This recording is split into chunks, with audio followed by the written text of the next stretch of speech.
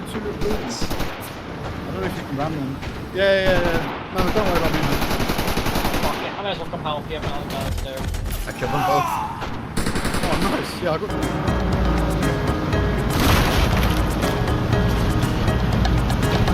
Get fucked, nerd!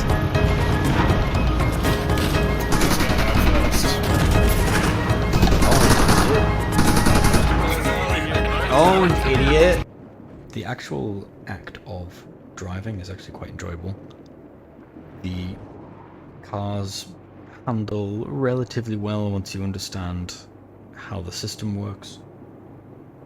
And even with a keyboard, you're able to control the car well, particularly in first person.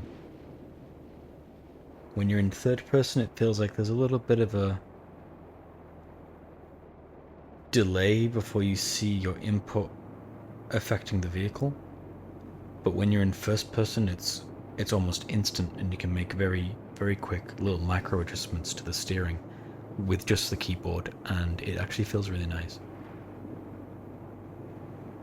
Where the driving system kind of trips people up is the way that it works, at least the way I think that it works, is that each different surface, I believe there's about 3 of them, which is tarmac, dirt, and then mud, have different thresholds for how aggressively you can turn while accelerating. This is really quite prominent when you're driving the Ural logistics truck.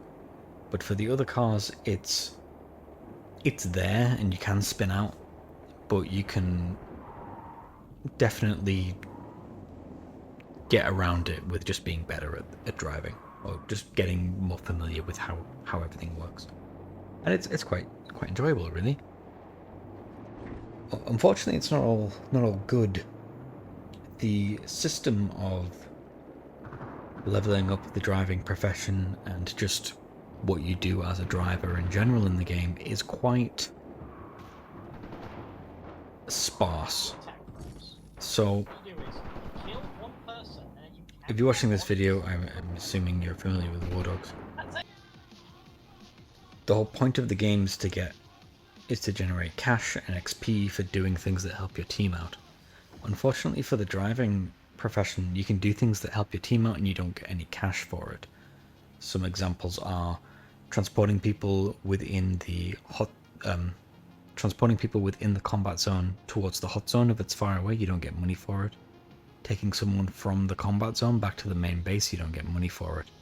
Taking someone who isn't in the main base or in the combat zone, just from the no man's land is what it's called in game, just like the non-play area. If you take someone from there into the zone, you don't get money for it. It has to be from the main base.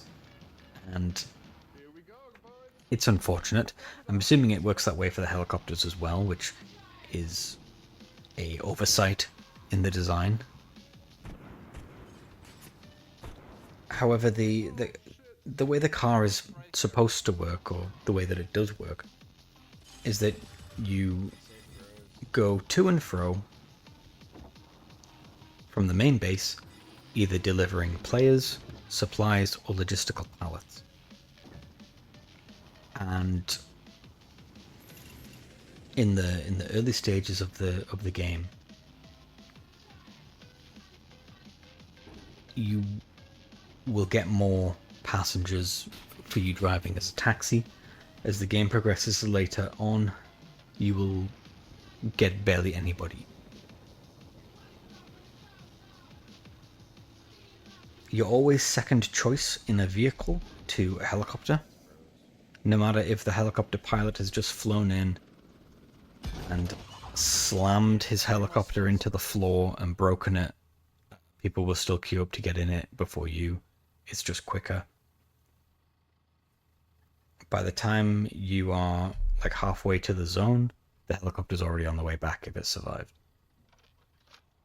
This only gets worse when the armored APC spawns, and then people can just teleport to the armored APC from the main base, and no one wants to get in the car. So at a certain point, you've maybe taxied a few people. You'll get maybe like 1 or 2 all runs at the start of the map, and then just there'll be barely anyone wanting to get in. Your option, unless you want to start doing logistical pallets, which is good money, it's just a little bit dull, is to deliver supplies to combat zones or something. If you want to run one of the small SUVs, only the Ural truck can carry logistical pallets. The smaller vehicles can carry supplies, both fob supplies and supplies that players need for like fighting, so bandages, ammunition, grenades, that sort of thing, as well as fob building materials, fob ammunition, fob fuel, that sort of thing. You can do that as well.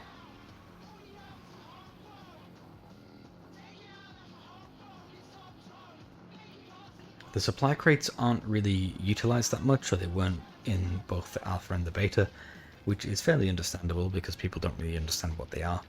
But they're essentially just, you invest your money into a little shop, essentially, and you drive to wherever you want on the map and you drop the shop off. And it's a little crate and people can go interact with it and buy things directly from you. And you can put a markup on it so you make some profit. But it's not really a sustainable way to get your driving experience up.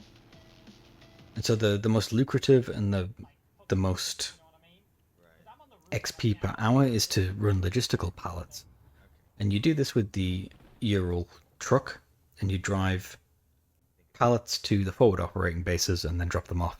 And they put them in the FOB's inventory, and you get paid for it. And you just do that back and forth, back and forth. And it's a little bit dull. It's good money, but it's dull. The interesting part about taxiing people is that you at least get to speak to them. You at least get to go somewhere on the map. If you want to drop them in the hot zone or something, you actually have something to do, and it's interesting. But when people stop wanting to get taxied by you, then you're just kind of on your own, just delivering pallets, and it's a little bit boring. The Ural truck has an almost scripted spin out. If you are accelerating while trying to turn, your car, the truck will just spin, and it is the same animation every time. It feels like it's scripted. It doesn't feel enjoyable when it happens. It happens at high speed, it happens at low speed. It just feels artificial, and it's really irritating. You can get around this by just not holding your accelerate key while you turn, and then it barely does it. But even still, if you're trying to, like, if you're going slow, you expect it to not happen, and it happens again, and so it is quite irritating. The progression unlocks for the cars are pretty underwhelming. The initial car that you start with is called the Kodiak. It's an SUV. There's 3 variants of it. There's like a pickup truck variant, which has 2 extra seats, and a variant with a machine gun on the top. The variant with the machine gun on the top is quite fun if you have someone who is good at communicating, good at pinging, and you can have some fun moments and really kill a lot of people with it, because the machine gun is decent, at least for infantry, and you can get in good positions really quickly and really go to town. It is quite vulnerable. The gunner usually just gets shot off, and then you have to, like, when they die, they stay in the car so you can drive away somewhere and revive them, which is quite neat. But there's no incentive for people to get in my car.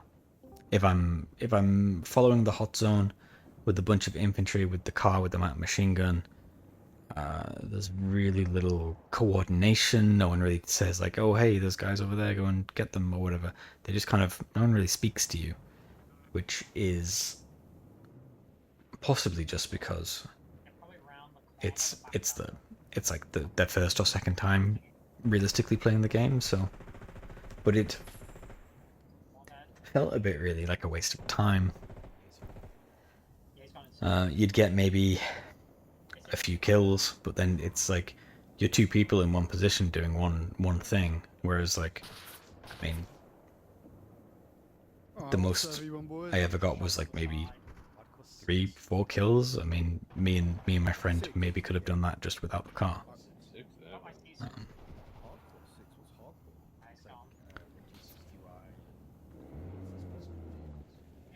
but the ammunition is cheap, which is really actually quite nice because the ammunition in the other vehicles is quite expensive. But in the SUV at least it's cheap as chips, so you can just spaff it on whatever you want, which is quite cool. The caliber is quite low, so you can't really kill little birds with it. You can't kill Ural trucks with it, and you can't kill Huey helicopters with it. You can shoot the guys out of the little birds, which is the only thing that me and my friends, while using this, have managed to do. But the sensitivity on the turret when you get into it is quite bad. It's really low. You use the W, A, S, and D keys to move the turret and to aim it up and down, and then you can micro adjust with the mouse, and it's really quite odd. It is a little bit difficult to hit shots with it. Another thing is that if you are driving, so me and my friend intercepted a enemy Ural supply truck, and my friend is blasting it with the machine gun, nothing's happening. The Ural just keeps coming, and then it eventually drives past us, so I turn around and we chase it. My friend's still firing at it, and I'm getting suppressed in the car because of the gun at the top, which was a little bit... shouldn't really happen.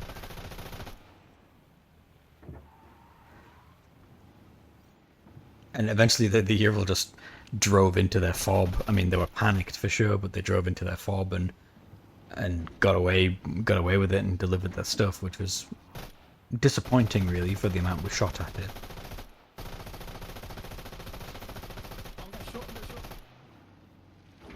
The next upgrade vehicle is the Humvee. This is armored, so people's natural instinct is to shoot you, the driver, shoot your windows out, and they can't do it on the Humvee, and they don't really know what to do. So that's quite fun. However, it's like, you've invested in this new vehicle, you're trying to level your driving skill up to unlock further vehicles, and the Humvee is a downgrade to the SUV that you get at the start of the game. Many times the Kodiak SUVs are just spawn at base free for you to use, and the Humvee, for leveling up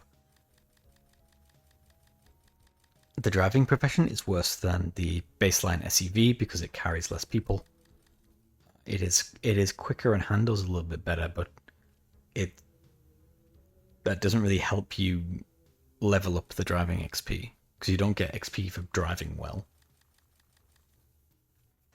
And so when you are taking a supply crate in the Humvee, it reduces your passenger capacity to 1, because for some reason the supply crates go in the back seat of all the cars, even though they all have boots available for them. It doesn't make any sense. The only one it makes sense with is the Kodiak pickup truck, in which the supply truck goes into the bed of the truck, which is 2 additional points of seating, which is why you'd buy the pickup truck in the first place. Which is fine, and that's how I'd expect it to work, but in the other vehicles it doesn't work that way, and it takes up internal seating, which is just bizarre.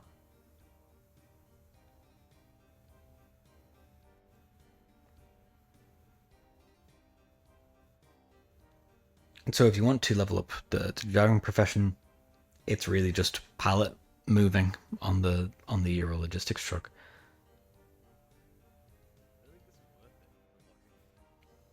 The further unlocks are a Humvee with the machine gun on the top, and then later there is a Humvee with a minigun on the top, which I didn't get to try out in the beta. I didn't have time to unlock the one with the machine gun. I was very close to it, but I had other commitments I had to do during the play test, so I wasn't able to do that. But I think that unlocking the Humvee with the machine gun would be quite fun. One of the main downsides of being able to do that kind of close machine gun support with the Kodiak with the machine gun on top is that it's too vulnerable. So you can get killed quite easily, and your gunner can get killed quite easily as well using the Kodiak.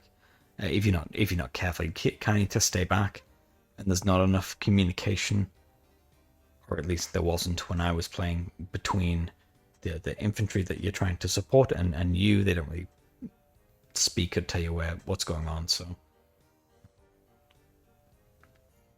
but I think being able to be a little bit more safe in the Humvee would be really quite fun to play with. After that point, after you've unlocked the Humvee with the machine gun, then there's kind of not really much else to look forward to. There's the Humvee with the minigun, which is basically the same thing but slightly better, and then the rest of it is like, it's armored Ural trucks, which no one's gonna get in because they're slow as hell. They spin out all the time. I don't know why you'd do it. At the point that you are gonna be unlocking these things, like the Humvee with the machine gun, people have access to RPGs, tanks even. So you get access to a tank before you can get access to even just the bog standard armored Humvee, which is just insane. I hope that's just for testing purposes of them wanting to test the tank out, so they made it accessible early, but it's not in the driving tree. You just get it for playing the game, and it seems like driving is pretty bare bones for the rewards that you get for quite a lot of effort and not a great deal of fun, really.